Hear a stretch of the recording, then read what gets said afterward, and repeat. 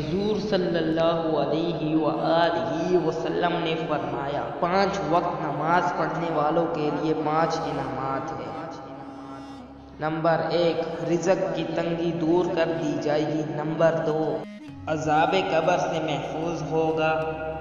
Number 3، نامہ اعمال دائیں ہاتھ میں دیا جائے گا۔ نمبر 4، پل صراط سے بجلی کی تیزی سے گزرے گا۔ نمبر 5، بغیر حساب کے جنت میں داخل کر دیا جائے گا۔ جب دعا مانگنا کم کریں گے تو مصائب نازل ہوں گے۔ جب صدقات دینا چھوڑ دیں گے تو بیماریاں بڑھیں گی۔ جب زکوٰۃ بند کریں گے تو معاشی ہلاک ہوں گے۔ جب بادشاہ ظلم کریں گے تو بارشیں روک لی جائے گی۔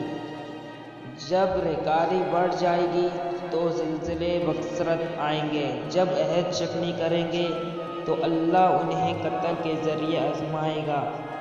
جب حکم خداوندی کے خلاف فیصلے ہوں گے تو ان پر ان کے دشمنوں کا غلبہ ہو جائے گا۔ جب ناپ تو دل میں کمی کریں گے تو ان پر قحط مسلط کر دیا جائے گا۔